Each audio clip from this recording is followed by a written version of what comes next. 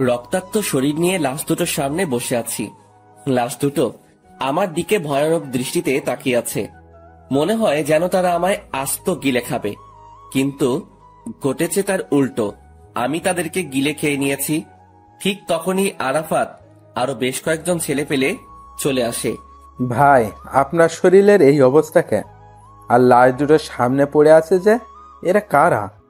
আরাফাত, এরা আমায় মারতে এসেছিল, কিন্তু তারা এটা জানে না যে যাকে তারা মারতে এসেছে সে একটা ভয়ঙ্কর নরপিশাচ।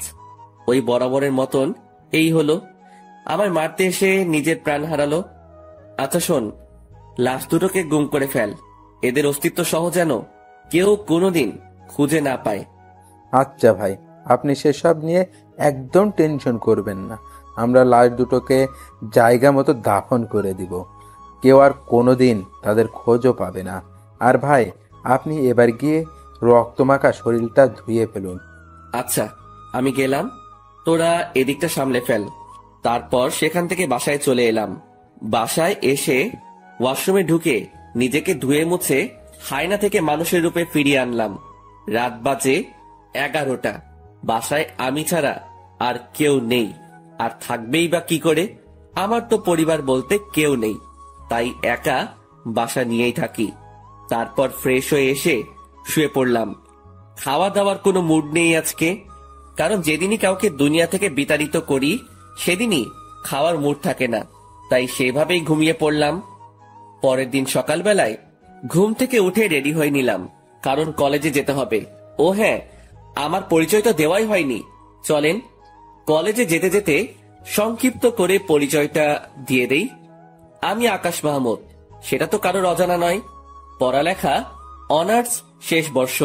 পরিবার বলতে কেউ নেই, ছোটকাল থেকেই এতিমখানায় বড় হয়েছি। বাকি সমস্ত কিছু গল্পের সাথে থাকলে জানতে পারবেন। আপনাদের সাথে কথা বলতে বলতে কলেজে এসে পৌঁছেছি।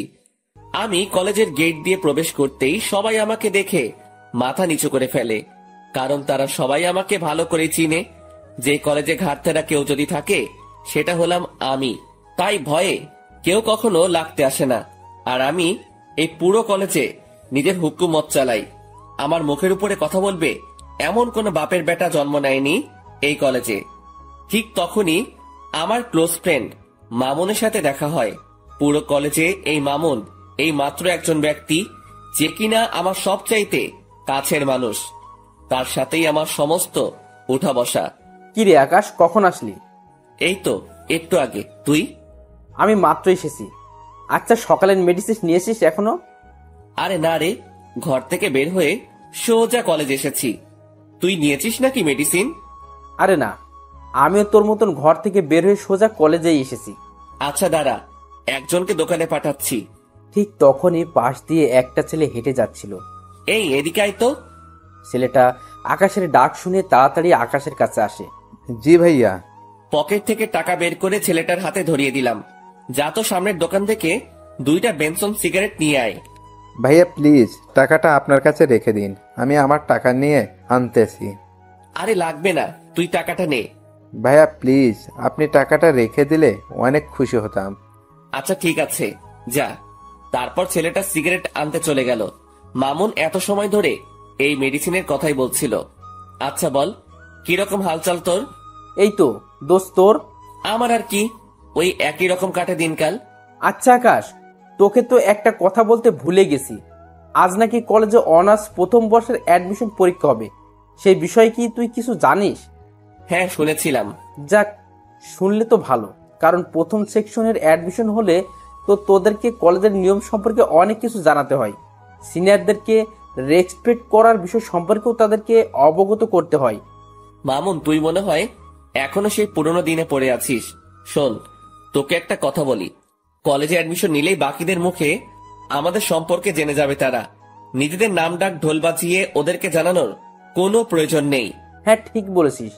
আসলে জিনিসটা আমার মাথায় ঘুরপাক খাচ্ছিল, কারণ গতবার নেতা মুজিবের ছোট ভাই এইসব নিয়ে কত ঝামেলাই না করলো।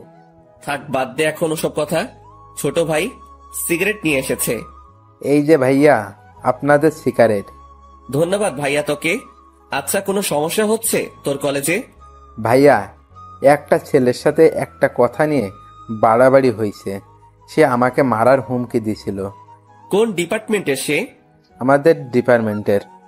এখন সোজা গিয়ে ওরে বলবি আকাশ ভাই তোরে ডাকতেছে, ওরে সাথে নিয়ে তুই সহ এখানে আসবি। আচ্ছা ভাইয়া। আমি আর মামুন বসে বসে আড্ডা দিচ্ছি। একটু পর ছেলেটা তার ডিপার্টমেন্টের ছেলেটাকে সঙ্গে করে নিয়ে আসে আমার কাছে। ছেলেটা মাথা নিচু করে দাঁড়ায় আছে। কিরে, তুই নাকি ওরে মারবি বলে হুমকি দিছিস? ছেলেটা চুপচাপ দাঁড়িয়ে আছে আকাশের সামনে। কিরে, কথা বলস না কেন? আমি যে তোকে কিছু জিজ্ঞেস করেছি সেটা কি তোর কানে যায় নাই? ভাই হ্যাঁ দিছিলাম হুমকি। ছেলেটার কথা শুনে রাগ উঠে গেল।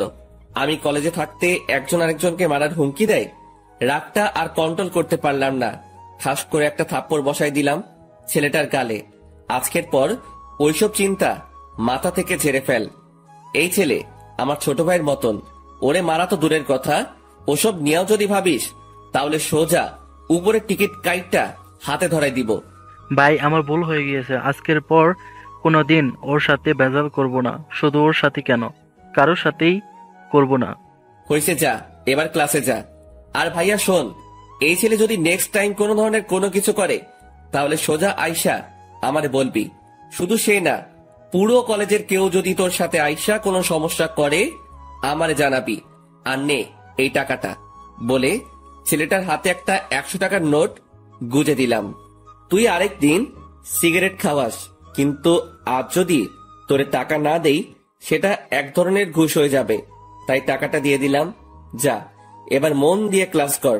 আচ্ছা ভাইয়া। ছেলেটা চলে গেল। আমি আর মামুন আবার কথা বলায় ব্যস্ত হয়ে গেলাম।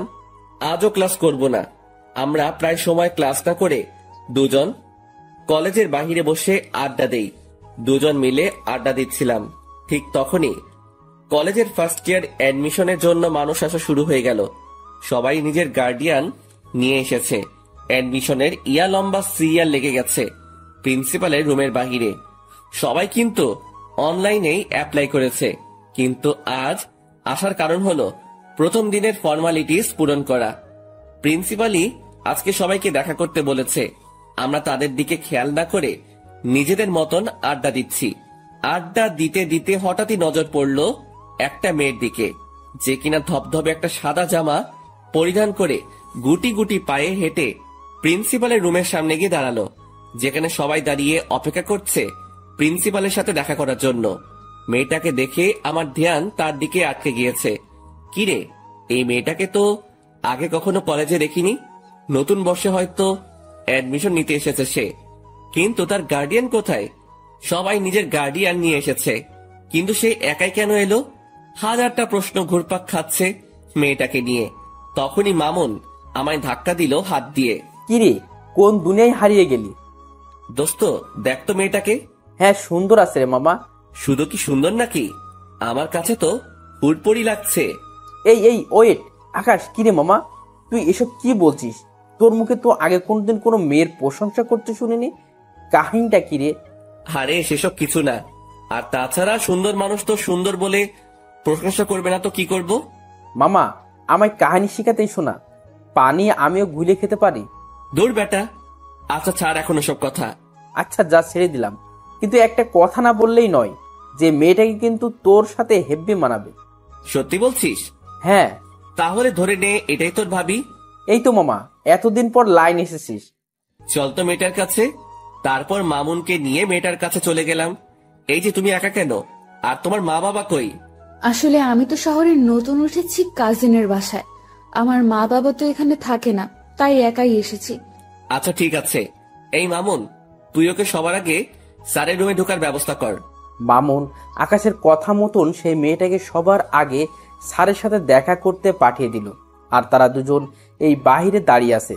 কিন্তু হঠাৎ এই প্রিন্সিপালের রুম থেকে চেঁচামেচির আওয়াজ কানে আসে। আর তার একটু পরে সেই মেয়েটা কান্না করতে করতে বেরিয়ে আসে। আকাশ মেয়েটাকে কান্না করতে দেখে অবাক হয়ে যায় আর বলে, এই মেয়ে, কান্না করছো কেন? আসলে স্যার আমায় ঝাড়ি দিয়ে বের করে দিয়েছে, মা বাবা নিয়ে না আসায়। কি? এই মামুন চল তো। এই মেয়ে, তুমি চলো আমার সাথে। কোনো কথা বলা ছাড়াই মেয়েটার হাত চেপে ধরে তাকে নিয়ে প্রিন্সিপাল স্যারের রুমে ঢুকে পড়লাম। প্রিন্সিপাল স্যার আমায় দেখে বলল, কি হয়েছে আকাশ, হঠাৎ এমন তেড়ে ফুড়ে আমার রুমে প্রবেশ করলে যে? স্যার, এই মেয়েটাকে ঝাড়ি কেন দিছেন আপনি? মেয়েটা তার মা বাবা নিয়ে আসেনি তাই? ওর সমস্ত কিছু ওকে করেন, ওর গার্জিয়ান আমি। আকাশ, কি সব বলছো তুমি?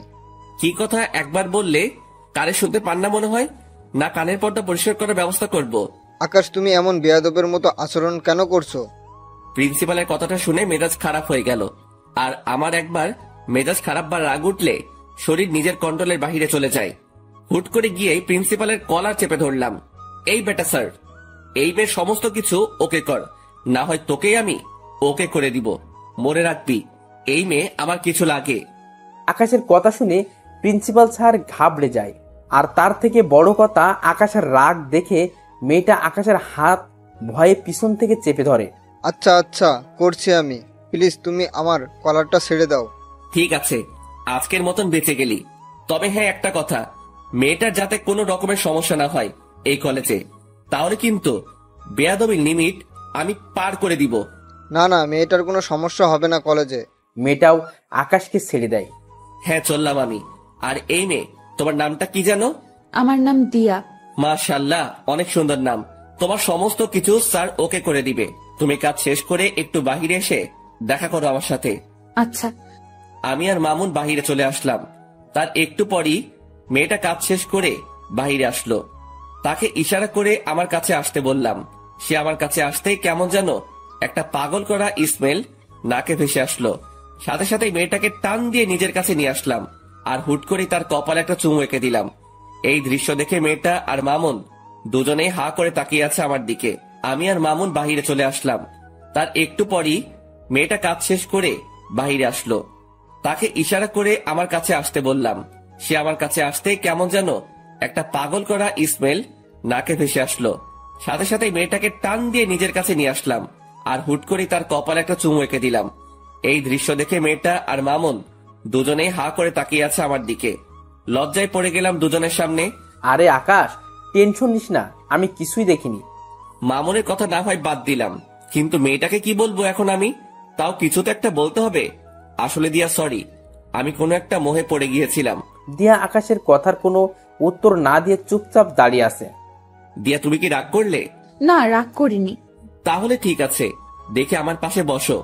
দিয়া আমার কথা মতন আমার পাশে এসে বসলো।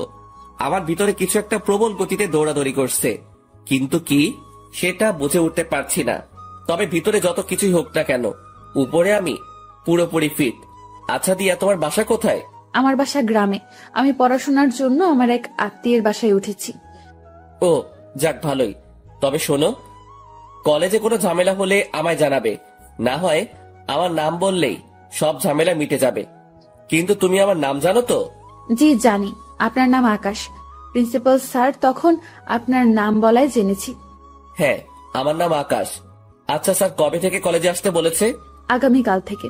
ঠিক আছে, সময় মতো চলে এসো। আর আমার নাম্বারটা দিচ্ছি, কোনো সময় দরকার হলে আমায় ফোন করো। আচ্ছা, এবার কি আমি যাব? হ্যাঁ, যাও।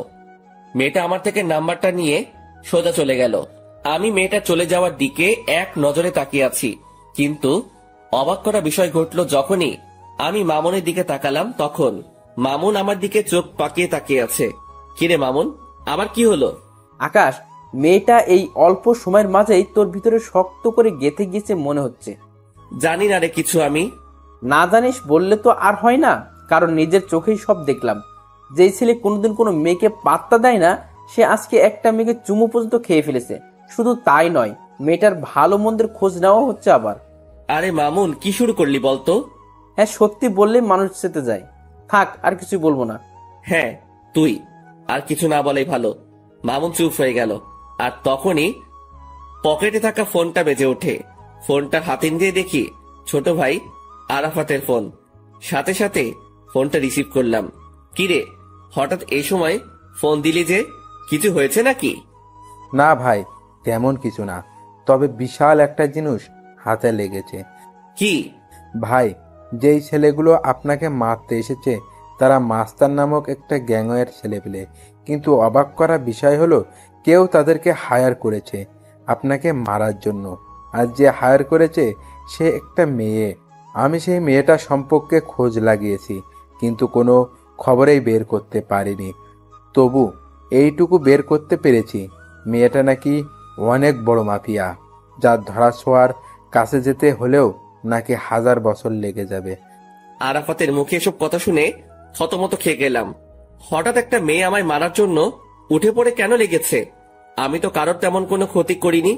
আচ্ছা ঠিক আছে, আমি দেখছি সেসব বিষয় নিয়ে। আচ্ছা ভাই। আর ওইদিকে ছেলেপেলের কি খবর? হ্যাঁ ভাই, ভালোই। যাক, ভালো হলেই ভালো। আচ্ছা শোন, এখন ফোনটা রাখলাম, পরে কথা বলবো। নে তোর সাথে আমি। তারপর ফোনটা রেখে দিলাম। ফোন রাখতেই মামুন জিজ্ঞেস করলো, কি রে, কি হয়েছে রে? আরে আরাফাত খবর দিল আমায় যে ছেলেগুলো মারতে এসেছিল তাদেরকে নাকি কে কন্টাক্ট দিয়েছে, আর যে কন্টাক্ট দিয়েছে সে নাকি একটা মেয়ে। কি সাংঘাতিক ব্যাপার বাপরে। আচ্ছা বাদ দে এখন ওসব কথা, আর চল এখান থেকে যাওয়া যাক। হ্যাঁ চল, আমিও বাসায় যাব। তারপর দুজন সেখান থেকে উঠে গেলাম। দুজনেই দুজনের বাসার জন্য রওনা হয়েছি। দেখতে দেখতে বাসায় পৌঁছে গেলাম। বাসায় এসে কিছু কাপড় চোপড় অপরিষ্কার ছিল, সেসব ধুয়ে মুছে শুকাতে দিলাম। তারপর খেয়ে দিয়ে ঘুমিয়ে পড়লাম। বিকেল বেলায় ঘুম থেকে উঠে কাপড়গুলো এনে লন্ড্রিতে পাঠিয়ে দিলাম। এমন টুকিটাকি কাজ করতে করতে দিনটা কেটে গেল। পরের দিন সকালবেলায় ঘুম থেকে উঠে রেডি হয়ে কলেজের উদ্দেশ্যে রওনা হব। তখনই থানার ওসি ফোন দিল আমায়। আকাশ ভাই, আপনি একটু আর্জেন্ট থানায় এসে দেখা করুন, আপনার সাথে জরুরি কিছু কথা ছিল। আচ্ছা স্যার, আজকে কলেজ শেষ, তাই আবার বাসায় ঢুকে ব্যাগটা রেখে ঘরটা তালা দিয়ে বের হয়ে গেলাম। তারপর সোজা থানার পথে রওনা হলাম। হঠাৎই মাথায় এলো দিয়া আজ কলেজে আসবে, আর আজকেই তার প্রথম দিন। তাড়াতাড়ি মামুনকে ফোন দিলাম। হ্যাঁ দোস্ত বল। আজ হয়তো কলেজে আসা হবে না, তুই একটু দিয়াকে দেখে শুনে রাখিস, কারণ আজকে তার প্রথম দিন, তার যাতে কোনো ধরনের কোনো সমস্যা না হয়। আচ্ছা তুই সেসব নিয়ে চিন্তা করিস না, আমি কলেজের সামনেই আছি, আমি সবটা দেখছি। মামুনের সাথে কথা বলে আকাশ ফোন রেখে দেয়। আকাশ থানার উদ্দেশ্যে রওনা হয়, আর এদিকে মামুন দিয়ার জন্য অপেক্ষা করছে। দিয়া আসতেই মামুন তাকে কলেজের ভিতর দিয়ে আসে আর সবাইকে কড়াভাবে বলে দেয় যে দিয়াকে যেন কেউ কোনো ধরনের বিরক্ত না করে, কারণ সে আকাশের কলিজা। মামুনের মুখে এমন কথা শুনে সবাই অবাক হয়ে যায়, কারণ তারা কেউ মামুনকে চিনেই না। তখন মামুন আবার বলে, কথাটা একবার বলেছি, এই একবারে যেন সবার কানে ঢোকে, না হয় পরের বার শোনার জন্য কেউ আর সেই অবস্থা থাকবে না। মামুনের কথায় সবাই বিষয়টাকে নিজের ভিতরে ফিট করে নেয় যে এই মেয়েকে কোনো রকম প্যারা দিলে জীবন হারাতে হবে, কারণ যেই ছেলে পুরো ক্লাসের সামনে এমন উঁচু গলায় কথা বলতে পারে সে মানুষও খুন করতে পারবে। অন্যদিকে মামুন তাদের বলে ক্লাস থেকে বের হয়ে যায়। দেখতে দেখতে সময় পার হয়ে যায়। আকাশ থানার ওসির সাথে এখনো বসে বসে কি যেন জরুরি কথা বলছে। ঠিক তখনই দিয়ার নাম্বার থেকে আকাশের কাছে ফোন আসে। সে দিয়ার ফোন থেকে চমকে ওঠে। কিরে, হঠাৎ কি কারণে দিয়া ফোন দিল? না, ফোনটা রিসিভ করি। ফোনটা রিসিভ করতে অপর পাশ থেকে দিয়ার কান্নার আওয়াজ ভেসে আসলো। ফোনের অপর পাশ থেকে দিয়ার কান্নার আওয়াজ শুনে কলিজাটা মোচড় দিয়ে ওঠে। এই দিয়া, কি হয়েছে? আপনি কোথায়? তাড়াতাড়ি কলেজে আসেন, আমার আপনাকে প্রয়োজন। আচ্ছা আসছি, কিন্তু কি হয়েছে সেটা তো বলবে। ব্রেকের সময় আমি কলেজ থেকে একটু বের হয়েছিলাম, তখনই হুট করে কোথা থেকে যেন একটা ছেলে আসে আর আমার সাথে অসভ্যতামি শুরু করে। শুধু তাই নয়, সেখানে একটা ছেলে আমার ওড়নায় টান দিয়ে ধরে বলে আমার শরীর নাকি তার চাই। দিয়ার মুখে এই সমস্ত কথা শুনে পায়ের রক্ত মাথায় উঠে যায়। সাথে সাথে ওসির সামনে থেকে উঠে হাঁটা দিলাম। আকাশ ভাই, কোথায় যাচ্ছেন আপনি? স্যার, আমার একটা জরুরি কাজ পড়ে গেছে, আমি আপনার সাথে পরে কথা বলবো এই বিষয়ে। সাথে সাথে ওসি স্যারের সেখান থেকে বের হয়ে জলদি কলেজের উদ্দেশ্যে রওনা হলাম। আর যেতে যেতে মামুনকে ফোন দিলাম। হ্যালো মামুন। আরে আকাশ, আমি এখনই তোকে ফোন দিতাম। দিয়াকে নাকি কিছু ছেলে উত্ত্যক্ত করছে কলেজের বাইরে। তো তুই কোথায় ছিলি? আরে তুই তো জানিসই, এই যে তুই কলেজে না থাকলে আমার ভালো লাগে না, তাই আমি দিয়াকে তার ক্লাসে ঢুকে দিয়ে সবাইকে তার বিষয়ে বলে দিয়েছি। পরে আমি কলেজ থেকে বের হয়ে যাই, আর কলেজ থেকে বের হওয়ার আগে একটা ছোট ভাইকে বলেও দিয়েছে এসেছিলাম যাতে করে দিয়ার কোনো সমস্যা না হয়, আর সেই আমাকে ফোন দিয়ে সেই সব ছেলের কথা বলল। আচ্ছা, তুই যেখানে আছিস না কেন তাড়াতাড়ি কলেজে আয়, আমিও আসছি। তারপর ফোনটা রেখে দিয়ে সোজা কলেজে পৌঁছাতে দেখি মামুনও গাড়ি থেকে নামছে মাত্র। তাড়াতাড়ি গাড়ি থেকে নেমে মামুনকে নিয়ে কলেজের ভিতরে চলে গেলাম। ঠিক তখনই মামুনের ঠিক করা সেই ছোট্ট ভাইটা এসে বলল, ভাইয়া, ছেলেগুলো নাকি আপুর সাথে অনেক অসভ্যতম করেছে। তুই চিনিস সেই ছেলেগুলোকে? আসলে ভাইয়া, আমি তখন সেখানে ছিলাম না, তাই তাদেরকে দেখিনি। আচ্ছা, দিয়া কোথায়? ওই যে ভাইয়া, দিয়া আপু প্রিন্সিপালের রুমে বসে কান্না করছে।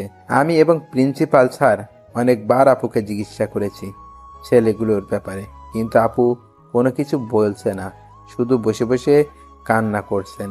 মাথার রক্ত পুরো টকবক করছে। তাড়াতাড়ি প্রিন্সিপাল স্যারের রুমে চলে গেলাম। সেখানে গিয়ে দেখি দিয়া বসে বসে কান্না করছে। সে আমাকে দেখতে পেয়ে দৌড়ে এসে আমায় জড়িয়ে ধরে ফুপিয়ে কান্না করে দিল। এই দিয়া, প্লিজ শান্ত হও, আমি এসে গেছি। তুমি কি ওই ছেলেগুলোকে চিনো? দিয়া ফুপাতে ফুপাতে আকাশকে বলে, না, আমি চিনি না। আচ্ছা, শুধু এইটুকু বলো যে ছেলেগুলো তোমার সাথে অমনটা করে কোন দিকে গিয়েছে? তারা আমার সাথে অসভ্যতামি করে কলেজের ভেতরেই ঢুকেছে।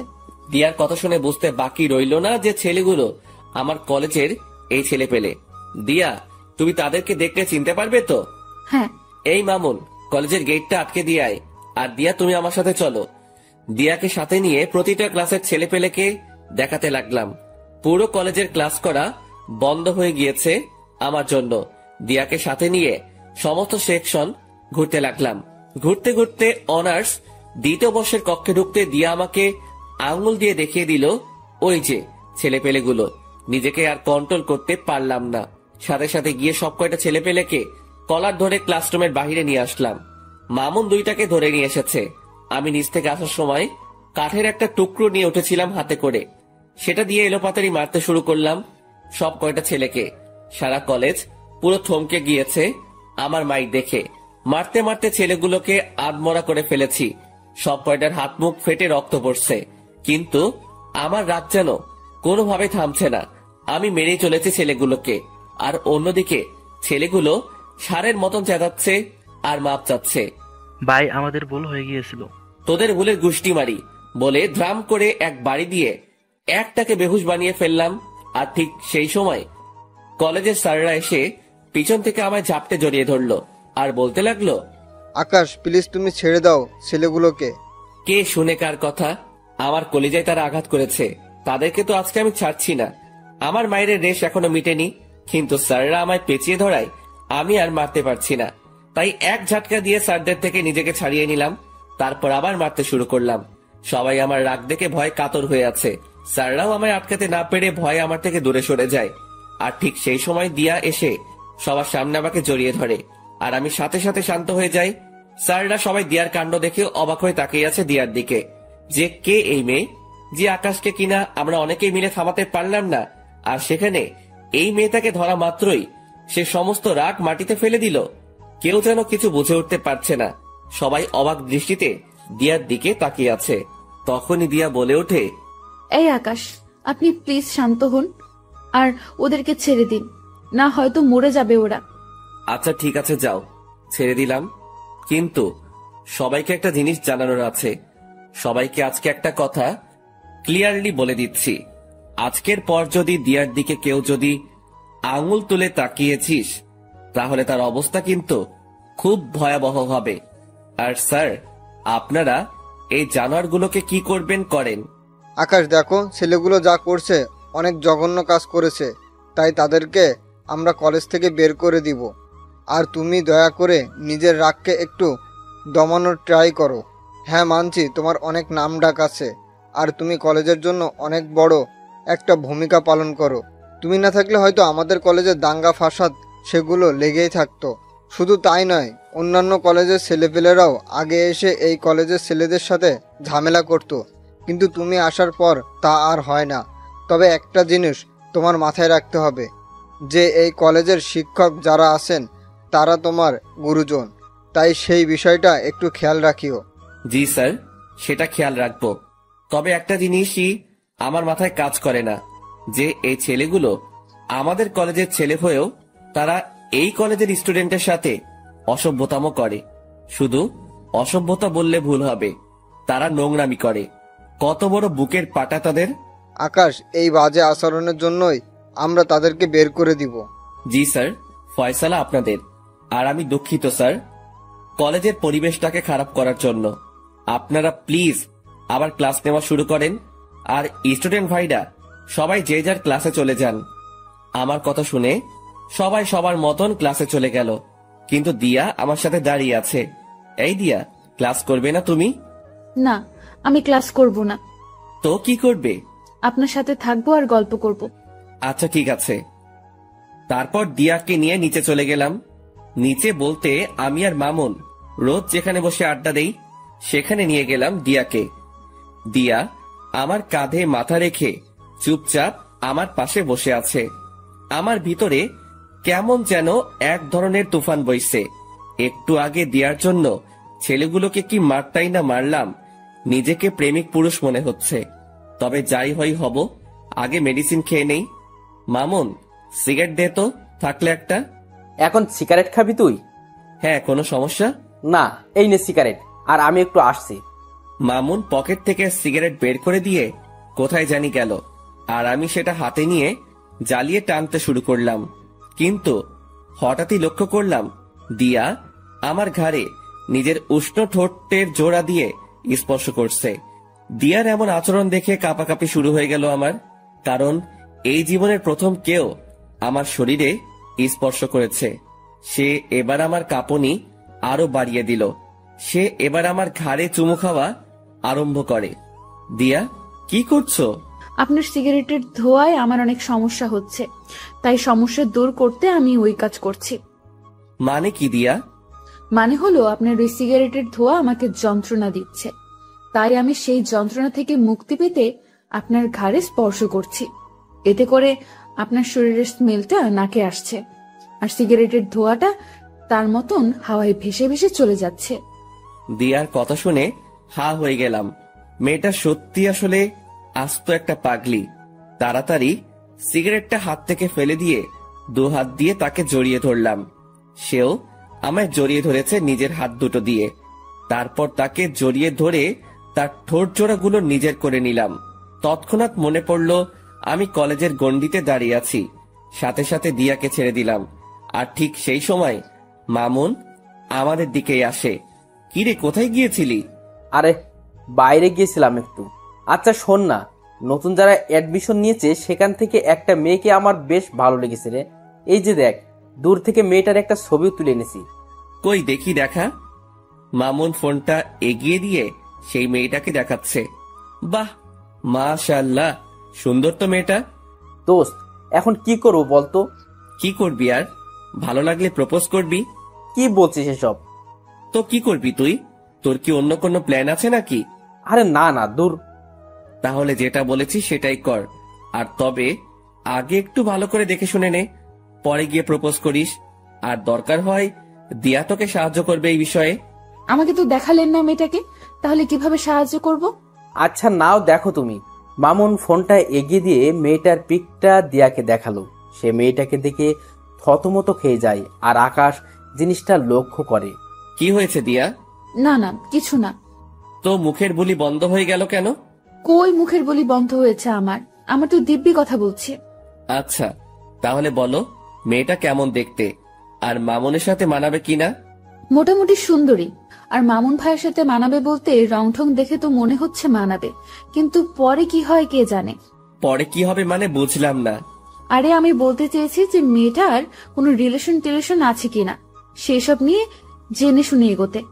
ও হ্যাঁ, মামুন তুই সেসব বিষয় জেনে এগোবি। আচ্ছা আচ্ছা, চল এবার উঠা যাক।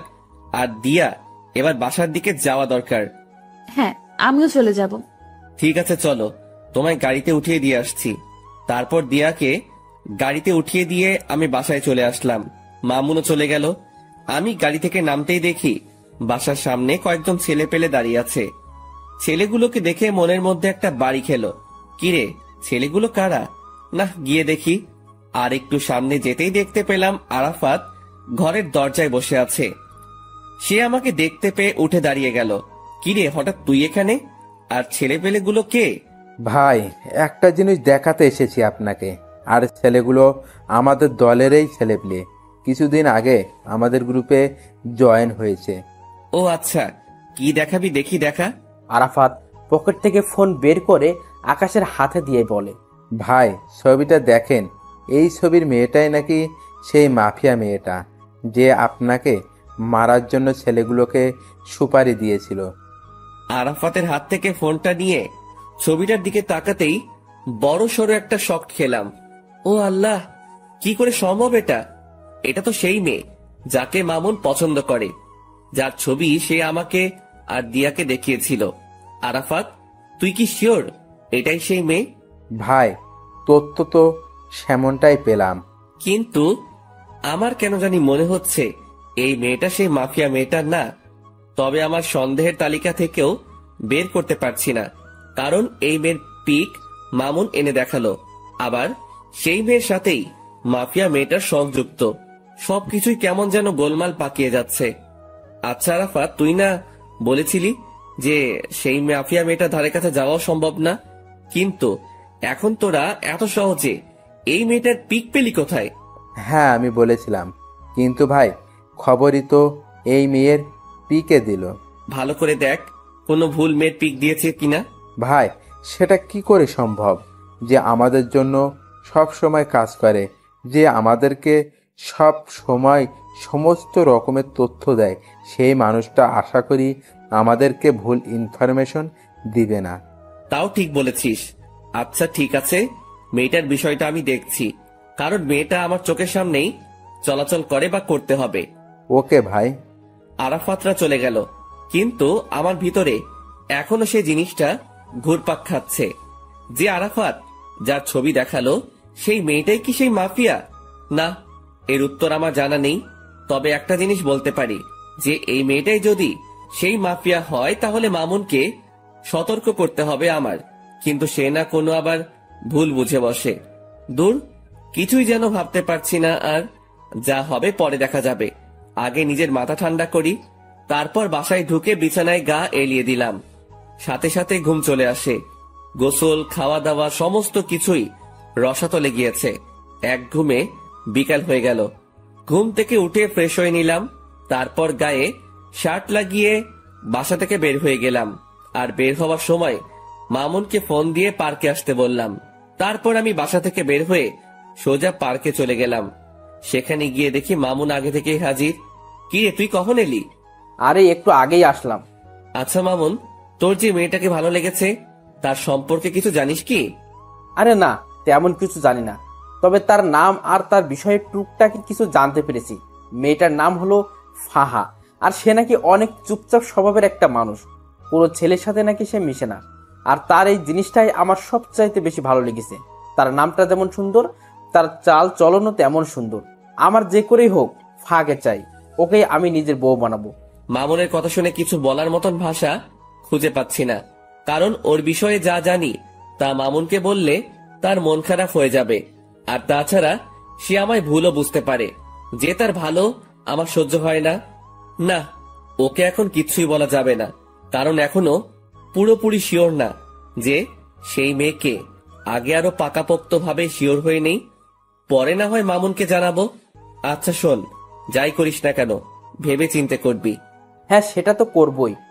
আচ্ছা চল, চা বা কফি কিছু খাওয়া যাক। হ্যাঁ চল। মামুনের সাথে একটা কফি শপে গেলাম। পরে সেখানে বসে কফি খেতে খেতে অনেকটা সময় আড্ডা দিলাম। পরে ঘরে চলে এসেছি। তারপর নিত্যদিনের ন্যায় সেদিনটাও কাটিয়ে দিলাম ঘরের মাঝে। পরের দিন সকালবেলা ঘুম থেকে উঠে কলেজে চলে গেলাম। আজ নিয়ত করেছি ক্লাস করব, তাই সেই মোতাবেক ব্যাগে বই নিয়ে কলেজে এসেছি। ঠিক তখনই মামুনের দেখানো সেই মেয়েটা আমার চোখের সামনে দিয়ে হেঁটে তার ক্লাসরুমে চলে গেল। আমি তার দিকে বাঁকা চোখে তাকিয়ে আছি, দেখছি কোন রকম কিছু চোখে পড়ে কিনা, কিন্তু কিছুই পড়ল না। তবে একটা জিনিস নোটিশে করেছি, মেয়েটা কেমন যেন স্বাভাবিক না।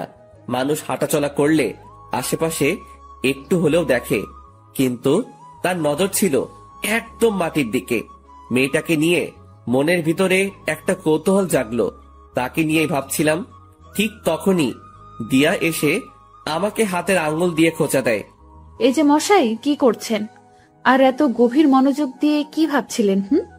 আরে না, তেমন কিছু না, এমনি দাঁড়িয়ে আছি। আচ্ছা তুমি কখন এলে?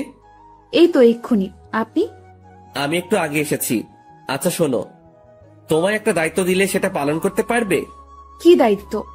তুমি মামুনের পছন্দ করা মেয়েটার দিকে নজর রাখো তো, যে সে কি করে বা তার আচার আচরণ কেমন। হঠাৎ ওই মেয়েকে নিয়ে আপনার চিন্তার মাত্রা বাড়লো কেন শুনি?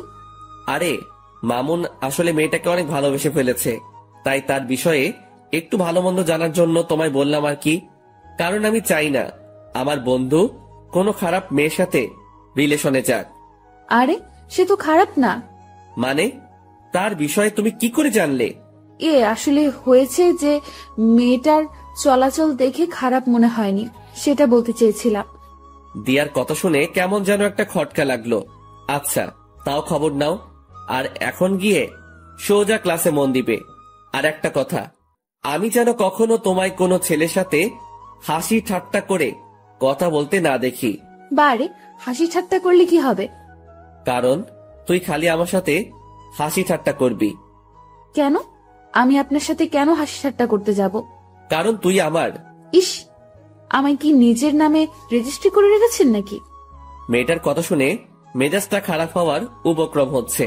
হ্যাঁ, তোকে আমি নিজের নামে রেজিস্ট্রি করে নিয়েছি, আর এখনো করব বলে এক টান দিয়ে দিয়াকে নিজের বাহুডরে নিয়ে নিলাম। তারপর তার সমস্ত মুখমণ্ডলে চুমু খেতে লাগলাম। চুমু খেতে খেতে তার ঠোঁটে এসে আটকিয়েছি।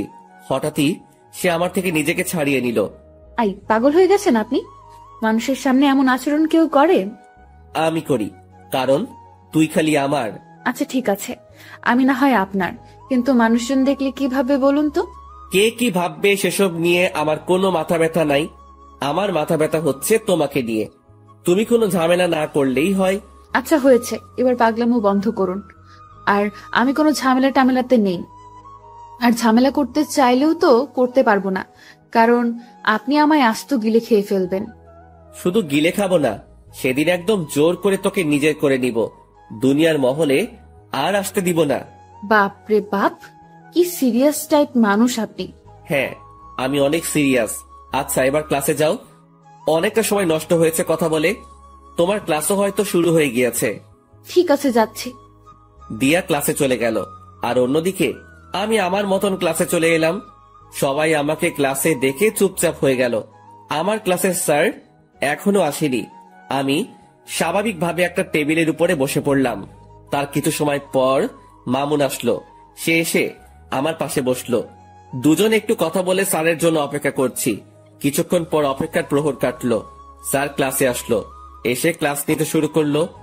আজ অনেক কয়টা ক্লাস করেছি, আর মাত্র 1 ঘন্টা বাকি। এই মামুন, আজকের মতো ক্লাস এখানেই শেষ রে। আজকে আর ক্লাস করব না।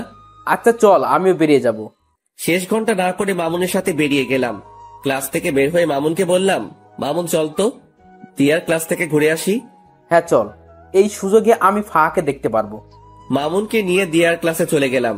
দিয়া আমাকে দেখতেই ক্লাস না করে সকলের সামনে ব্যাগ হাতে নিয়ে চলে গেল। এই দিয়া ক্লাস করবে না? না, আমি আর ক্লাস করব না। এই মেয়ে, আর 1 ঘন্টা আছে খালি ক্লাস শেষ হতে। ক্লাসটা শেষ করে বের হও একদম। দিয়া হঠাৎ করেই সকলের সামনে চেঁচিয়ে ওঠে, এই যে আমি বলেছি না যে আমি আর ক্লাস করব না। এই দিয়া, এতটা হাইপার হচ্ছ কেন তুমি?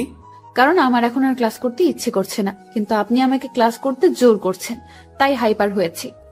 তো কি করবে এখন? কি করব আর, আপনার সাথে বসে বসে ভালো কিছু মুহূর্ত কাটাবো। দিয়ার কথা শুনে ভিতরে লাড্ডু ফুটেছে মতন অবস্থা। আচ্ছা ঠিক আছে, দিয়াকে নিয়ে আমাদের বসার অবস্থানে চলে এলাম। মামুনও আমাদের সাথে এসেছে। দোস্ত, মেয়েটাকে দেখতে পেলি? না রে, তাকে তো ক্লাসের কোথাও দেখিনি।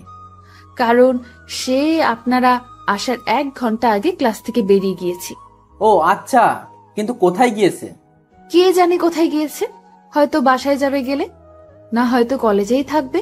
কিন্তু তাকে তো আমরা কলেজের বাইরে দেখতে পাইনি। তাহলে হয়তো বাসায় চলে গিয়েছে।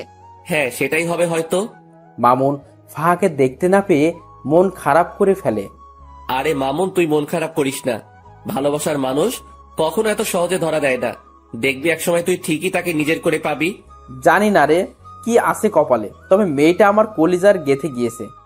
মামুনকে কি বলে সান্ত্বনা দিব জানি না, তবে মন থেকে খালি দোয়া এটাই করি যে সেই মেয়েটা যেন ভালো হয়, আর মামুনের সাথে যেন তার সমস্ত কিছুই সঠিকভাবে হয়। কিন্তু বর্তমানে মামুনের চেহারাটা পুরো আধার হয়ে আছে। ওকে সান্ত্বনা দেওয়ার মতন ভাষা খুঁজে পাচ্ছি না। তখনই মামুন বলে ওঠে, আকাশ, তোরা থাক, আমি বাসায় চলে গেলাম। আচ্ছা ঠিক আছে, চল আমরাও আজকে বাসায় চলে যাব। কিন্তু শোন, কালকে সেই মেয়েটা কলেজে আসলে আমি তোর বিষয়টা দেখব। তুই ভালো করে জানিস যে আজ পর্যন্ত কোনো কাজে আমি ফেল হইনি। সো তোর ব্যাপারেও হব না। ধন্যবাদ বন্ধু। তারপর সবাই সবার মতন বাসায় এসে গেলাম। দিয়াকে তার বাসায় পাঠিয়ে দিয়ে মামুন আর আমি যে যার মতন চলে গেলাম। এদিকে আমি বাসায় আসতেই দরজার নিচে একটা খাম চোখে পড়ল। কে যেন একটা খাম আমার দরজার নিচে রেখে গেছে। কৌতূহল করে সেটা হাতে উঠালাম। সেটা হাতে নিয়ে বুঝতে পারলাম খামটার ভিতরে কোনো একটা কিছু আছে। তারপর খামটা খুলতেই দেখি ভাঁজ করা একটা সাদা কাগজ। কৌতূহলটা যেন আরো বেড়ে গেল। কাগজের ভাঁজটা খুলে দেখি কিছু লেখা আছে কাগজটাতে। কোনো কিছু না ভেবে লেখাটা পড়তে শুরু করলাম। আপনি যাকে আপন ভাবছেন সে আপন নয়। মনে রাখবেন, বিকেল বেলায় সূর্য মেঘের আবরণে ঢেকে গেলে পরের সকালে সেই সূর্যই আবার নতুন রূপে আকাশে উদিত হয়। তারপর আর কিছু লেখা নেই। লেখাটা পড়ে আমার ভিতরটা মোচড় দিয়ে উঠল, কারণ লেখাটা আমায় কি ইঙ্গিত করতে চাইছে তা আমি বুঝে ফেলেছি। তাড়াতাড়ি কাগজটা ভাঁজ করে পকেটে রেখে দিলাম। তারপর চাবি দিয়ে দরজা খুলে বাসায় ঢুকে সোফায় গা ছেড়ে দিয়ে বসে পড়লাম। মাথাটা ভো ভো করে ঘুরছে। মনে হচ্ছে যেন নিজের ভিতরেই ঘূর্ণিঝড় বইছে। অনেকটা সময় সোফাতে বসেই কাটিয়ে দিলাম।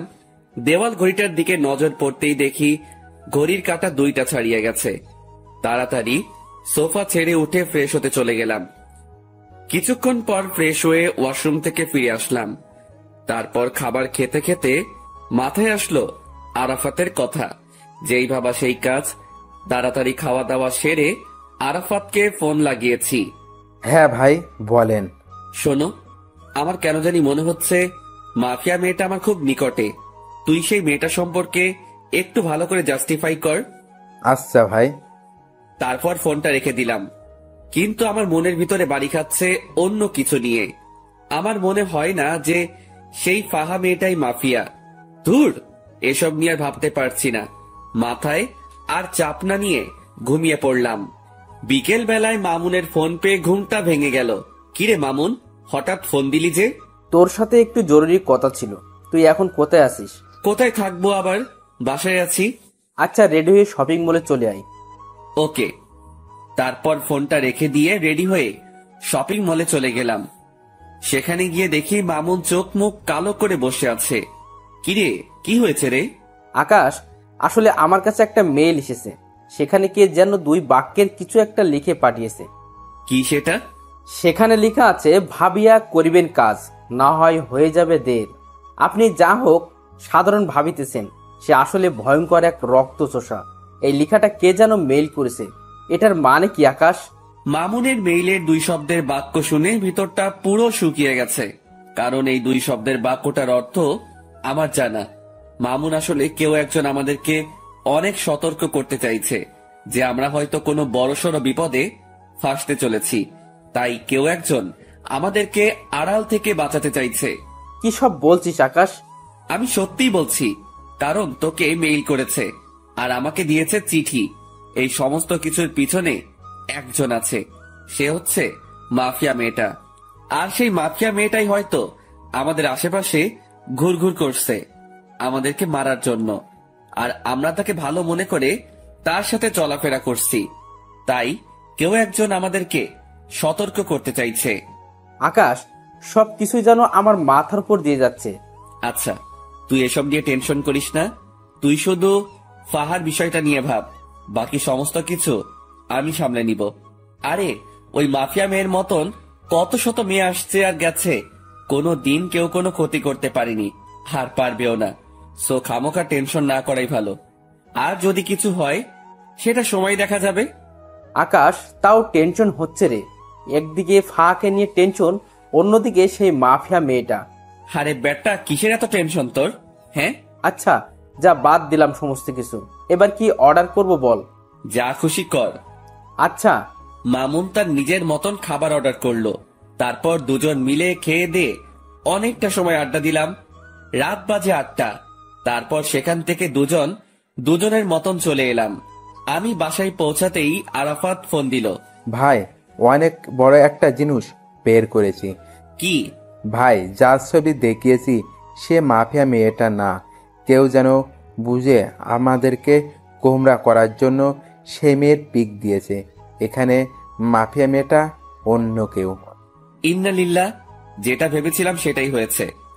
আচ্ছা ঠিক আছে, তোরা মাফিয়া মেয়েটার খোঁজ লাগানো চালু রাখ, আর আমি আমার মতন কাজ চালিয়ে যাচ্ছি। আচ্ছা ভাই। তারপর ফোনটা রেখে দিলাম। পরের দিন সকালবেলায় ঘুম থেকে উঠে কলেজে চলে গেলাম। কলেজে গিয়ে দেখি দিয়া কলেজের বাহিরে দাঁড়িয়ে আছে। দিয়া, বাহিরে দাঁড়িয়ে আছো কেন? আপনার জন্যই অপেক্ষা করছিলাম। ও তাই? হুম। আচ্ছা চলো ভিতরে চলো। দিয়াকে নিয়ে কলেজের ভিতরে ঢুকে আমাদের সেই বসার প্লেসটাতে বসে পড়লাম। দিয়াকে আজ কেন জানি খুশি খুশি লাগছে, কিন্তু আমার ভিতরে সেই মেয়েটাকে নিয়ে জটলা পেকে আছে। এই যে আপনার চোখ মুখ কালো কেন? আরে না, এমনিতেই। আমার তো মনে হয় না যে এমনিতেই, আমার তো মনে হচ্ছে যে কিছু একটা হয়েছে। আরে না বললাম তো। আচ্ছা ঠিক আছে, না হলে নাই। এবার দেখি আমাকে জড়িয়ে ধরে বসুন। হঠাৎ এমন পাগলামো করেন মানে? পাগলামো কোথায় করছি? হ্যাঁ, আমি আমার প্রিয় মানুষটাকে জড়িয়ে ধরতে চেয়েছি, এটাতে পাগলামো কোথায়? দিয়ার কথা শুনে মুখে তালা লেগে গেল। মেয়েটার মনেও হয়তো আমার জন্য জায়গা হয়ে গিয়েছে, কিন্তু সে স্থির নেই। সে নিজেই আমাকে জড়িয়ে ধরে কাঁধে মাথা রাখলো। ঠিক তখনই দেখি ফাহা নামক মেয়েটা আসছে, আর তার পিছনে পিছনে মামুন। দিয়া, আমায় ছাড়ো তো একটু, আমি ফাহার সাথে একটু কথা বলবো মামুনকে নিয়ে। দিয়া আমার কথা শুনে আমায় ছেড়ে দিল। আমি সেখান থেকে উঠে ফাহার কাছে চলে গেলাম। এই যে ফাহা, তোমার সাথে আমার কিছু কথা আছে। ভাইয়া, আমি জানি আপনি আমায় কি বলবেন, কিন্তু বিশ্বাস করুন আমার মনের অবস্থা ভালো নেই। কিছু একটা নিয়ে অনেক ঝামেলায় আছি। যদি কিছু মনে না করেন তাহলে কথাটা কালকে বললে হয় না? ফাহার কথা শুনে থতমত খেয়ে গেলাম। আমি কি বলতে চাইছি সেটা সে জানলো কি করে? মাথায় তো কিছুই খেলছে না। তাও নিজেকে স্বাভাবিক রেখে বললাম, আচ্ছা ঠিক আছে, কালকে বলবো। ধন্যবাদ ভাইয়া। মেয়েটা তারপর চলে গেল, আর তখনই মামুন এসে হাজির। দোস্ত, কি বলবো রে? তেমন কিছুই বলেনি, আর বলবেই বা কি করে? কারণ আমি তোর কথা তো তাকে বলিনি, কারণ তার নাকি আজ মন খারাপ, তাই সে কালকে শুনবে বলেছে আমার কথা। ও আল্লাহ জানে কি রিয়াকশন আছে ওর। মামুন, তুই নিশ্চিন্ত থাক। আর একটা জিনিস আমি লক্ষ্য করেছি, সে কিন্তু তোর বিষয়ে অলরেডি খবর পেয়ে গিয়েছে, কারণ তার হাবভাব দেখে সেটা আমি বুঝে নিয়েছি। সেটা কি করে জানলো? কি করে জেনেছে সেটা আমি জানি না, তবে সে যে জেনেছে সেটা আমি শিওর। আকাশ, এখন কি হবে আল্লাহ জানে। কি হবে আর? সে তোর বউ হবে। আকাশ, তুই ঠাট্টা করিস এখনো? ঠাট্টা না, সত্যি বললাম। সত্যি হলে তো ভালোই। আচ্ছা চল এবার ক্লাসে যাওয়া যাক। তারপর সবাই সেখান থেকে উঠে যে যার মতন ক্লাসে চলে গেলাম। আজও প্রায় অনেক কয়টা ক্লাস করেছি, তবে শেষের ঘন্টাটা করিনি। শেষের ঘন্টা না করে আমি আর মামুন কলেজের বাহিরে একটা খালি জায়গা আছে, সেখানে দাঁড়িয়ে দাঁড়িয়ে সিগারেট খাচ্ছি। হঠাৎই দেখি সেদিন কলেজের যে ছেলেগুলোকে আমি মেরেছিলাম দিয়ার জন্য, সেই ছেলেগুলো আরো সাথে অনেক ছেলে পেলে মিলে আমার দিকেই এগিয়ে আসছে। সবার হাতেই লাঠি ছোটা। ছেলেগুলোকে দেখে আমি মামুনকে বললাম, মামুন তাড়াতাড়ি জায়গা ত্যাগ কর এখান থেকে। কিন্তু কেন? কারণ এখানে একটা বড়সড় ঝামেলা হবে। তুই তাড়াতাড়ি জায়গা ত্যাগ কর, আমি এদিকটা দেখছি। না, আমি তোরে ছেড়ে কোথাও যাচ্ছি না, যা হবে দেখা যাবে। তুই আসলে একটা ঘাওড়া মামুন। হ্যাঁ, যা বলার বলতে পারিস। আমি মামুনকে আর কিছু না বলে তাড়াতাড়ি আরাফাতকে মেসেজ করে বলে দিলাম। অন্যদিকে ছেলেপেলেগুলো আস্তে আস্তে আমার কাছে চলে আসলো। তারা এসেই আমার আর মামুনের উপরে প্রহার করতে শুরু করে। অনেক কয়জন ছেলে পেলে তাদের, আর এদিকে আমি আর মাত্র মামুন। কিন্তু আমরাও কম না, আমরাও প্রতিহার করতে শুরু করলাম। ঠিক সেই সময় হঠাৎ করেই ফায়ারিং এর আওয়াজ কানে আসলো। সাথে সাথে সবাই স্টপ হয়ে গেলাম। চোখ পাকিয়ে চারপাশটা দেখতে লাগলাম। চোখের সামনে কিছুই দেখতে পেলাম না, কিন্তু যেই না পিছনে ফিরেছি তখনই দেখি প্রায় শতাধিক ছেলে পেলে আমার পিছনে দাঁড়িয়ে আছে। সবার হাতে ভয়ঙ্কর ভয়ঙ্কর অস্ত্র। আমি তাদেরকে দেখে থতমত খেয়ে গেলাম, কারণ এত ছেলে পেলে তো আমার না, আর আমার হলেও আরাফাতকে তো দেখতে পাচ্ছি না। ঠিক সেই সময় তাদের ভিতর থেকে দিয়া আর ফাহা নামক মেয়েটা সামনে বেরিয়ে আসে। এই দৃশ্য দেখে পায়ের নিচ থেকে যেন মাটি সরে গিয়েছে আমার। কে এই দিয়া আর ফাহা? থ হয়ে সেই জায়গাটাতেই দাঁড়িয়ে আছি। অন্যদিকে দিয়া হাতে হকি স্টিক নিয়ে আমার দিকে এগিয়ে আসছে। দিয়ার কর্মকাণ্ড দেখে ভিতরটা যেন মরুভূমির মতন শুকিয়ে গেছে। দিয়া আকাশের দিকে এগিয়ে যাচ্ছে হাতে হকি স্টিক নিয়ে। দিয়ার কাণ্ড দেখে আকাশের 12টা অলরেডি বেজে গিয়েছে, কিন্তু তবুও সে নিজেকে স্ট্রং রাখার ট্রাই করেছে। দিয়া হকি স্টিক হাতে নিয়ে আকাশের শরীরে দ্রাম করে এক বাড়ি বসিয়ে দেয়, আর আকাশ সাথে সাথে চোখ অফ করে ফেলে। কিন্তু দিয়া বাড়িটা আকাশকে না মেরে মাটিতে মারে। আকাশ চোখ খুলতেই দেখে সে ঠিকঠাক ভাবে দাঁড়িয়ে আছে, আর দিয়া তার সামনে দাঁড়িয়ে মিটমিট করে হাসছে। কিরে পাগল, ভয় পেয়েছো বুঝি? আকাশের মুখ দিয়ে কোনো কথাই বের হচ্ছে না, সে রোবটের মতন দাঁড়িয়ে আছে। আই পাগল, ভয় পাওয়ার কিছুই নেই। আমি তোমায় মারবো না, আমি মারবো তাদেরকে যারা তোমায় মারতে এসেছে। তারপর দিয়া সেই লাঠিটা নিয়ে সেই ছেলেগুলোকে উড়োধুড়ো মারতে শুরু করে। ছেলেপিলেগুলোকে দিয়ার এত বিশাল দলবল দেখে প্রতিঘাত করার মতন দুঃসাহসও করতে পারছে না। দিয়া সব কয়টা ছেলেকে মারতে মারতে তাদের অবস্থা 12টা বাজিয়ে দেয়। সব কয়টা ছেলে রক্তাক্ত অবস্থায় মাটিতে পড়ে আছে। দিয়া আজ যেন কোনো হিংস্র পশুর রূপ নিয়েছে। আর অন্যদিকে সবাই দিয়ার দিকে চোখ বড় বড় করে তাকিয়ে আছে, বিশেষ করে আকাশ, যে কিনা আগের দিয়ার সাথে এখনের দিয়াকে কোনোভাবেই মিলাতে পারছে না। সে শান্তশিষ্ট একটা মেয়ে হিসেবে দিয়াকে চিনত, আর সেই দিয়াই কিনা ভয়ঙ্কর রূপ নিয়ে সামনে চলে এলো। দিয়ার এমন রূপ দেখে তার মনের ভিতর খালি একটা জিনিস এই বাড়ি খাচ্ছে, যে এই দিয়া কে। আর ঠিক সেই সময় এই দিয়া ছেলেগুলোকে মেরে রক্তাক্ত অবস্থায় সে আকাশের সামনে দাঁড়ায়। অপরদিকে ঠিক একই সময়ে আকাশের ছেলেপিলে চলে আসে। তারপর ছেলেপিলেকে দেখে আকাশের বুকে একটু সাহস আসে, যদিও সে একা লড়াই করতে ভয় পায় না। কিন্তু এখানে তো লড়াই না, সে কারোর ভয়ঙ্কর রূপ দেখেছে। আকাশের নীরবতা দেখে দিয়া বলে ওঠে, কি হলো, এতটা ঘাবড়ে আছো কেন? দিয়া, কে তুমি? জানতে চাও কে আমি? হ্যাঁ। আমি সেই মাফিয়া, যেই কিনা তোমায় মারার জন্য লোক পাঠিয়েছিলাম। দিয়ার মুখে এমন কথা শুনে আকাশ থতমত খেয়ে যায়, আর অন্যদিকে আকাশের ছেলেপিলেরাও ক্ষিপ্ত হয়ে যায় দিয়ার উপরে। দিয়ার মুখে এইসব কথা শুনে আরাফাত বলে ওঠে, ভাই, এদের সব কয়টা কাজ এখানেই মেরে দাফন করে দিব। আই ছেলে, এই ভুল ধারণা করতে যাস না। আমায় মারতে এসে উল্টো তোরাই মারা পড়বি। দিয়া, তাহলে আমার সাথে এভাবে ছলনা করার মানে কি? যদি আমাকে মারারই হতো তাহলে এভাবে ছলনা না করে আমায় মেরে ফেললেই পারতে। আই ছেলে, একদম চুপ। তোর ওই মুখে যেন আর একটা বাজে কথাও না শুনি। আর আমি এখন কি বলি সেটা মন দিয়ে শোন। হ্যাঁ, আমি তোকে মারতে চেয়েছিলাম, কারণ আন্ডারওয়ার্ল্ডের মাফিয়ার সাথে নাকি তুই বাড়াবাড়ি করেছিস। আর তাছাড়া দেশের অনেক কজন নেতাও নাকি তোর জন্য কিছু করতে পারে না, তাই তারা সবাই মিলে প্ল্যান করে তোকে মেরে ফেলার। তাই আমাকে পাঠিয়েছে তোকে মারার জন্য।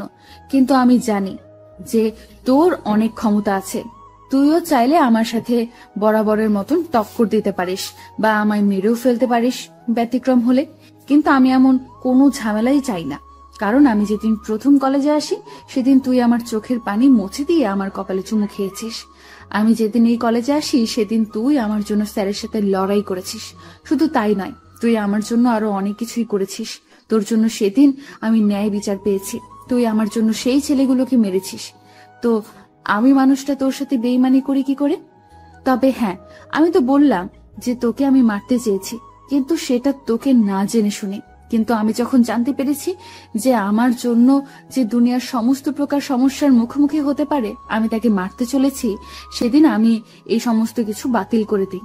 কারণ তুই মানুষটাকে মারা আমার পক্ষে সম্ভব না, কারণ এমন একটা মানুষকে আমি কখনোই মারতে পারবো না। আর মারতে পারবো কি করে? আমিও তো তোকে ভালোবেসে ফেলেছি, আর ভালোবাসার মানুষকে কি কেউ মারে নাকি? দিয়ার কথা শুনে 1000 ভোল্টের একটা শক খেলাম। দিয়ার কথাগুলো শুনে যেন আমার সমস্ত শরীর পাথরের রূপ ধারণ করে নিয়েছে।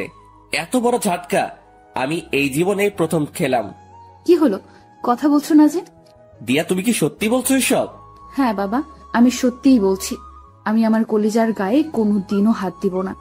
দিয়ার কথা শুনে নিজেকে আর স্থির রাখতে পারলাম না। সাথে সাথে এক টান দিয়ে দিয়াকে নিজের বুকে নিয়ে নিলাম। শক্ত করে জড়িয়ে ধরে রেখেছি দিয়াকে। দিয়াও আমার বুকে মাথা রেখে চুপটি করে পড়ে আছে বুকের মাঝে, আর অপরদিকে আমার চোখ জোড়া দিয়ে টুপটুপ করে পানি পড়ছে। দিয়া আমার চোখ থেকে অশ্রু পড়তে দেখে বলে, আই আকাশ, প্লিজ কান্না করিও না। তুমি কান্না করলে আমার ভালো লাগবে বলো? দিয়া, এটা তো সুখের কান্না। দিয়ার কথা শুনে সবাই অবাক হয়ে যায়। ঠিক তখনই ফাহা নামক মেয়েটা আকাশ আর দিয়ার দিকে এগিয়ে আসে আর বলে, ম্যাম, আমি একটা ভুল করে ফেলেছি। কি ভুল? ম্যাম, আমি আপনার অগোচরে একটা কাজ করেছি, যেটা হলো আমি যখন জানতে পারি আপনি যাকে মারতে এসেছেন সে এই লক্ষ্মী ভাইয়াটা, তখন আমি ওনাকে সতর্ক করার জন্য ওনার বাসায় কয়েকটা চিঠি দেই, যাতে করে তিনি সতর্ক হয়ে যায় আর আপনার হাত থেকে বেঁচে যায়। কিন্তু আমি জানতাম না যে আপনি ওনাকে ভালোবাসেন আর মারার প্ল্যান বাতিল করেছেন। কি, তুই আমার লোক হয়ে ওর পক্ষ নিয়েছিস এতদিন? ম্যাম সরি, আসলে বিশ্বাস করুন ভাইয়াটা মানুষের ভালো করতে গিয়ে বড় বড় নেতাদের কাছে খারাপ হয়েছে। শুধু তাই নয়, ওনার জন্য এই কলেজে কোনো নারী ঘটিত সমস্যা হয় না। আমি যখন ওনার এইসব কর্মকাণ্ড সম্পর্কে জেনেছি বা দেখেছি, তখন তিনাকে আর সাপোর্ট না করে পারলাম না। ফাহা, তুই আমার সাথে বেইমানি করার ফলস্বরূপ মৃত্যু ডিজার্ভ করিস, কিন্তু এই জন্য তোকে মারলাম না বা বেঁচে গেলি। যে তুই যাই করিস না কেন, সবটাই আমার প্রিয় মানুষের জন্য করেছিস। ম্যাম প্লিজ, আপনি আমার উপরে রাগ করে থাকবেন না। না, তোর উপরে আমার কোনো রাগ নেই, কিন্তু একটা অর্ডার পালন করতে হবে আমার। কি সেটা ম্যাম? আমার কলিজার একজন বন্ধু আছে যার নাম মামুন।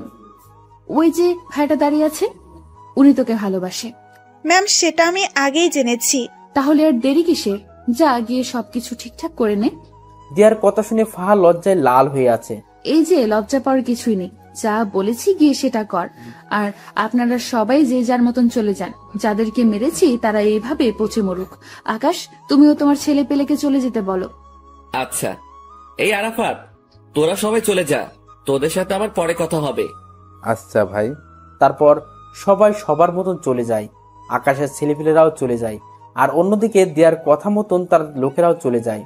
আর এদিকে আকাশ দিয়াকে নিয়ে কলেজের ভিতরে প্রবেশ করে। তারপর তাদের বসার স্থানে গিয়ে দুজন মিলে বসে বসে গল্প করতে শুরু করে। এই যে আকাশ সাহেব, আমি না সরি, আপনাকে আমার সমস্ত সত্যি আগেই বলা উচিত ছিল। দিয়ার কথা শুনে আবারও থতমত খেয়ে গেলাম, কারণ মেয়েটা মিনিটে মিনিটে তার রূপ পরিবর্তন করছে। এই দিয়া, তুমি না একটু আগে আমায় তুই আর তুমি বলে ডাকছিলে, কিন্তু হঠাৎ করে আপনিতে চলে আসলে কেন? আরে বলেছি না যে আমি আপনার আগে সেই দিয়া হয়ে যাব, তাই আপনি করে বলছি। এই পাগলি মেয়ে, তার একদম কোনো দরকার নেই। হ্যাঁ, তুমি আগের মতন হয়ে যাও, কিন্তু তুমি বলেই ডাকো, কারণ তোমার মুখে আপনি থেকে তুমি শুনতেই বেশি ভালো লাগে। তাই বুঝি? তাই। আচ্ছা দিয়া, তোমায় একটা কথা বলি। হ্যাঁ বলো। তুমি যে আমায় মারতে এসে মারলে না, এতে কি তোমার ক্ষতি করবে না ওরা, যারা তোমায় আমাকে মারার জন্য ঠিক করেছে? ইস, বললেই হলো নাকি? ওরা কি জানে যে আমার কলিজার কত পাওয়ার? ওরা কি জানে যে আমায় মারতে হলে তাদেরকে বিশাল একটা শক্তিশালী বটগাছ কাটতে হবে, যে বটগাছটা আমাকে ভালোবাসা দিয়ে বেষ্টন করে রেখেছে?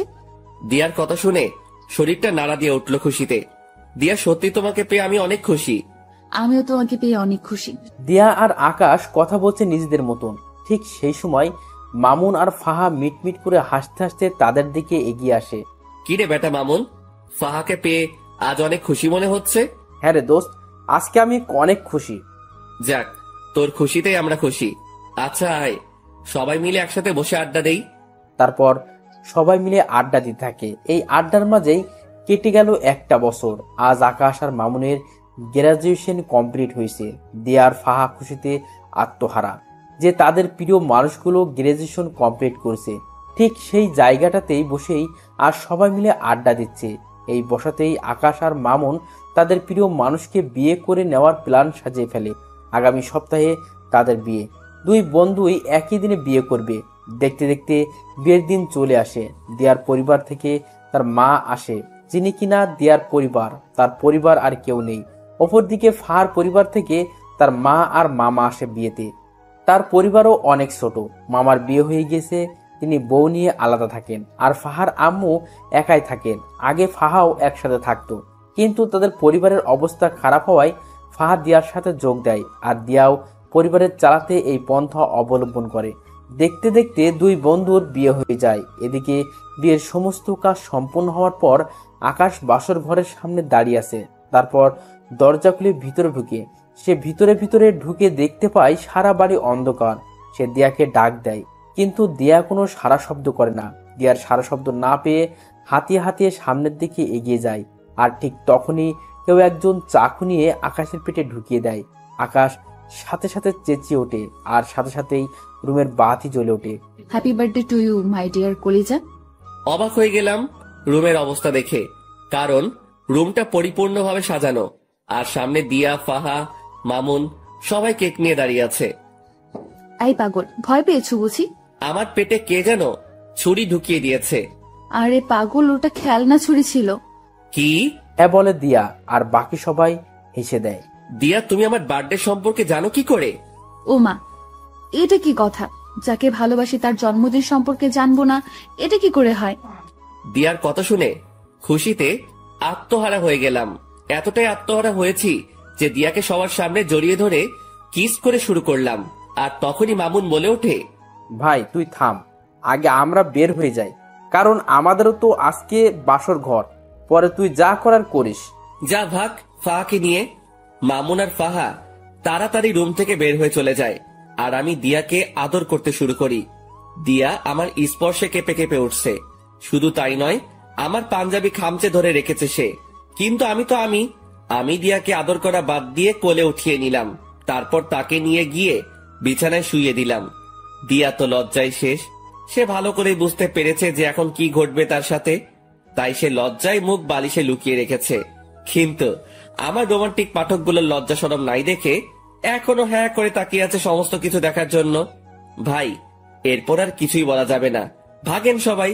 বউ আমার, ইতিহাসও আমি রচনা করব, কিন্তু মাঝে আপনারা এভাবে বাধা দিলে তো ইতিহাস রচনা করতে সমস্যা হবে। তাই বলি কি, এবার সবাই উল্টো রাস্তা ধরে কেটে পড়ুন।